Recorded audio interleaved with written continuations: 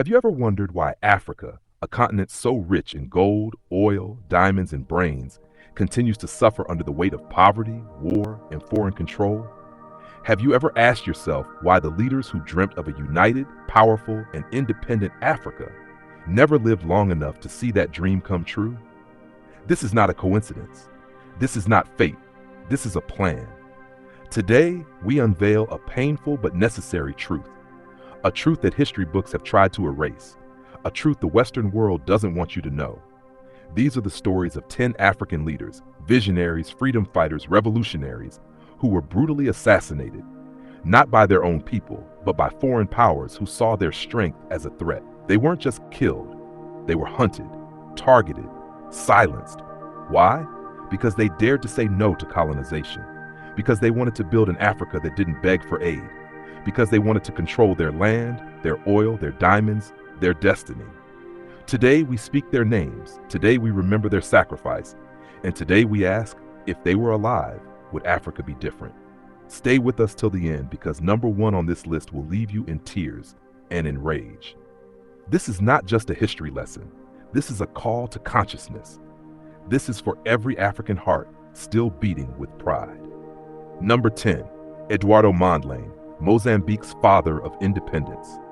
Eduardo Mondlane, the founding father of Mozambique's liberation movement, Frelimo, had a simple dream: freedom for his people. Educated in the United States, Mondlane could have lived a comfortable life abroad, but he returned home ready to fight Portuguese colonial rule. He wasn't a warlord. He was a thinker, a man of peace who believed in unity between Mozambique's tribes and a future where the country's resources served the people, not foreign corporations. But to the colonial masters and their allies in the West, Mondlane's dream was dangerous. His movement grew fast, uniting rural fighters with international support. On February 3, 1969, Eduardo Mondlane opened a package in Dar es Salaam. It was a book. Inside the book, a bomb. He was assassinated in cold blood. Many believe the CIA collaborated with Portuguese intelligence, seeing Mondlane as a threat to Western business interests. After all, an independent Mozambique would threaten mining contracts and strategic ports. His blood soaked the soil of liberation, but they could not kill his dream. Frelimo carried on. Mozambique became independent 6 years later. But imagine, if Mondlane had lived, how different would his nation be today? Number 9, Samora Machel, the president who died in a plane crash. Samora Machel was not just a soldier, he was a patriot, a revolutionary, and the first president of an independent Mozambique. He fought tooth and nail against Portuguese colonialism and later resisted apartheid South Africa's influence. He openly condemned apartheid and Western imperialism, saying, open quote, "Our country is not for sale." That made him a marked man. On October 19, 1986, Machel's presidential aircraft crashed near the South African border. Official reports said it was an accident, but evidence points to a Soviet-built beacon planted by South African intelligence, forcing the plane to veer off course. Witnesses reported hearing explosions before the crash. Many believe the West knew about the operation, or worse, approved it. Why? Because Machel was uniting Southern African nations against Western puppets and companies. He was a threat to the stability of white minority rule in South Africa and American interests in the region. Today, the crash is still shrouded in secrecy. Was it an accident or an assassination masked as one? Number 8, Félix Roland Moumié, poisoned in Geneva. In the 1950s and 60s, Cameroon was on fire with revolution, and Félix Roland Moumié was one of its brightest flames. As president of the Union of the Peoples of Cameroon, UPC, Moumié called for true independence, not the fake version handed out by France. He believed in African socialism, where land, oil, and minerals would benefit the people, not French corporations. France was furious. So furious they sent their secret service, the SDE, to take him out. In 1960, in Geneva, Switzerland, Moumié sat down for dinner with a French agent posing as a journalist. They shook hands, they drank wine, and the poison slipped silently into his drink. He died days later in agony. There was no trial, no justice. France denied everything, of course. But history remembers. Cameroon lost a hero, and in his place, the West installed leaders loyal to France, not the people. Moumié's story is a brutal reminder. Speak against empire, and the empire strikes back. Number 7. Chris Hani, South Africa's hope silenced. Chris Hani wasn't just a political figure. He was the beating heart of Black South Africa's resistance. A leader in the South African Communist Party and the armed wing of the ANC, Hani inspired millions. He believed that political freedom meant nothing without economic freedom, that the mines, banks, and land must return to the people. The West was nervous. While Mandela was ready to negotiate, Hani wanted revolution. He was young, charismatic, and beloved by the youth. Many feared he would rise to power and challenge white capital directly.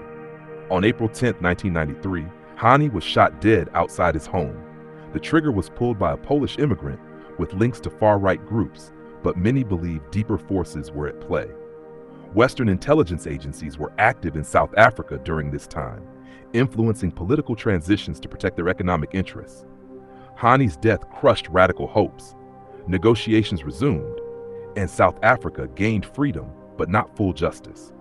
To this day, the mines remain owned by a few. The land remains stolen. Hani warned us, freedom without control is an illusion. Number 6. Thomas Sankara, the African Che Guevara. Thomas Sankara was more than a president. He was a revolution. At just 33, he took over Burkina Faso and renamed it from Upper Volta to the land of upright people. He refused foreign aid. He cut government salaries. He rode a bicycle to work. He vaccinated 2.5 million children in a week. He told the IMF, open quote, "He who feeds you, controls you," close quote. That made him dangerous.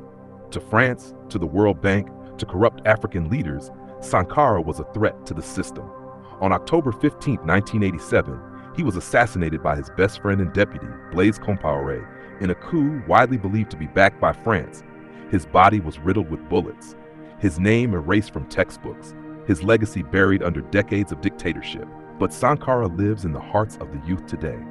He showed us that Africa can feed itself, heal itself, and stand tall without Western strings. He paid the price for that dream with his life. Number 5. Patrice Lumumba, Congo's martyr. Patrice Lumumba's name is carved into the soul of Africa.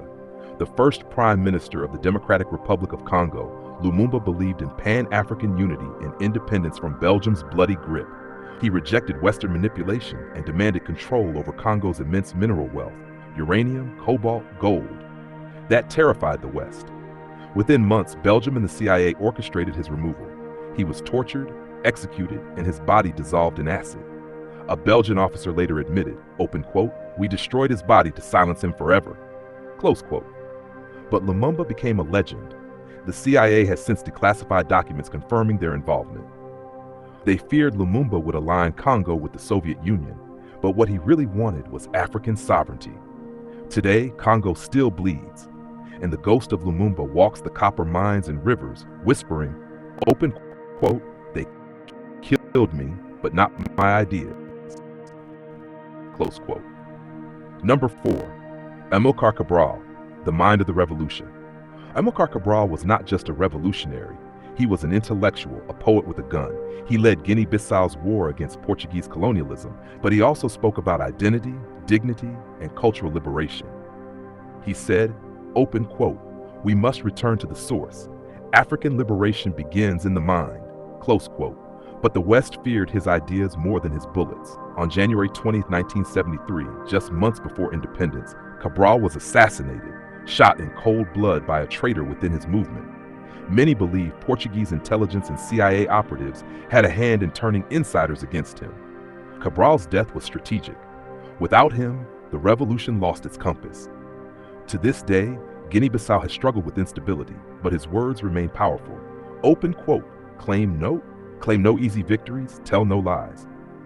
Number 3. Mehdi Ben Barka, Morocco's missing voice. Ben Barka was a Moroccan opposition leader with a global vision. He was building a worldwide alliance of anti-colonial forces, a third world United Nations. He was preparing to host a massive summit of revolutionaries, from Castro to Nkrumah. That terrified the West. On October 29, 1965, he vanished off a street in Paris. French police were involved. Moroccan agents were involved. The CIA and Mossad knew what was happening, but no one was ever charged. His body was never found. Ben Barka became a ghost, a symbol of silenced resistance. What was his crime? He believed Africa, Asia, and Latin America could unite against imperialism. He believed the people could rise. They couldn't let that happen. Number 2, Muammar Gaddafi, Libya's controversial giant. Love him or hate him, Muammar Gaddafi transformed Libya. He took it from one of the poorest nations to one of the richest in Africa. Free education, free healthcare, subsidized housing, and a massive push for African unity. He proposed a gold-backed dinar to independence on the US dollar. He wanted an African Union army, an African currency, an African bank. In 2011, NATO launched a humanitarian intervention. Gaddafi was hunted, bombed, captured, and beaten to death in the desert. Emails from Hillary Clinton's server later revealed that his gold currency plans were seen as a threat to global finance. Was this about democracy or dollars? Gaddafi's Libya was not perfect, but ask yourself, is Libya better now? Number 1, Kwame Nkrumah, betrayed from within Ghana's first president, the father of Pan-Africanism. Kwame Nkrumah lit the fire of independence across Africa. He built schools, roads, and believed in science, industry, and unity. He dreamed of a United States of Africa. But that dream scared the West. In 1966, while on a peace mission in Asia, his government was overthrown in a CIA-backed coup. Declassified U.S. documents confirm it. Nkrumah died in exile, heartbroken. Today, Africa is divided, fragmented, weak. Nkrumah warned us, open quote, "Divided we are weak. United, Africa could become one of the greatest forces for good in the world." Close quote. They silenced him, but his words still echo. Outrow. These men were not perfect, but they were patriots, visionaries, fighters. They were killed because they believed in us, Africa. They were assassinated because they loved their land more than they feared foreign bullets. They died young, but their voices still live. Their dreams still burn in the hearts of the youth, and their blood still calls out from the soil saying, open quote, "Wake up, Africa." Close quote. If this video moved you, don't let their stories die in silence. Share this. Comment their names. Subscribe for more truth the world doesn't want you to hear.